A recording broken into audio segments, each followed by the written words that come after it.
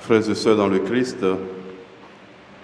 la liturgie de ce jour, 8 novembre, et qui est dédiée dans l'ordre de Saint-Dominique à tous nos frères et sœurs défunts, nous rappelle que l'ordre de Saint-Dominique chemine précédé des frères et sœurs qui sont déjà pleinement associés à la gloire du Christ.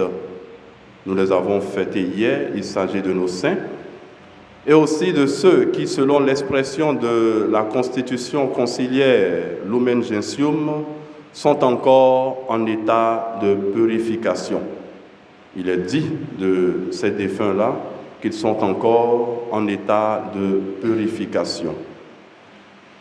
Dans son célèbre traité sur la mort, Saint Cyprien nous invite à ne pas pleurer ceux que l'appel du Seigneur a retirés de ce monde. Nous devons donc désirer les rejoindre, non pas les pleurer, et ne pas revêtir de sombres habits quand eux, là-haut, ont déjà revêtu des vêtements blancs. Cette parole réconfortante du Saint Martyr est en réalité un appel à vivre de l'espérance de rejoindre un jour la demeure du Père. Et nous le savons, l'espérance ne trompe pas, nous dit l'apôtre Paul, car l'amour de Dieu a été répandu dans nos cœurs par l'Esprit Saint qui nous a été donné. Frères et sœurs, il est vrai que, humainement parlant, nous aurions naturellement des raisons de pleurer nos frères et sœurs défunts. La liste, elle est longue, elle est même très longue.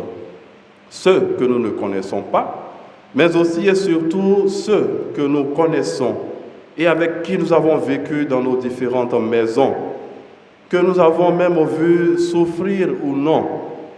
Et chaque fois qu'il est fait mention de ces frères-là, nos yeux pourraient se charger de larmes. Mais avec la célébration de ce jour, frères et sœurs, dans l'espérance de la résurrection, nous ne devons pas donner aux païens l'occasion de nous faire le reproche justifié que nous pleurons, comme si nos frères et sœurs défunts étaient anéantis et perdus à jamais, alors que nous affirmons qu'ils vivent auprès de Dieu.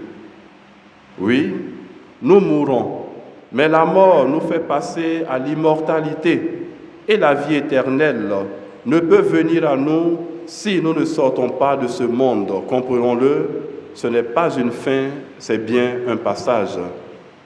Entendons à ce sujet le Christ nous dire « Moi, je suis la résurrection et la vie. Celui qui croit en moi, même s'il meurt, vivra.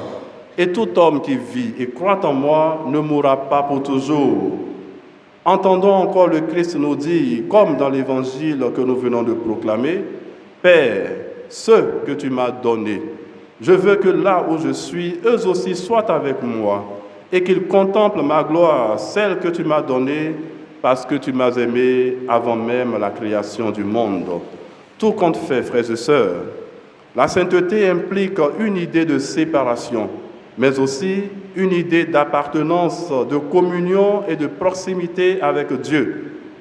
La révélation de Dieu par Jésus-Christ, révélation qui se continue, est un don d'amour, car tout ce que Jésus fait pour nous, tout ce que Jésus fait pour les siens, tend à ce but, à savoir que l'amour éternel dont le Père l'a aimé soit en eux et que lui-même, par là, soit en nous.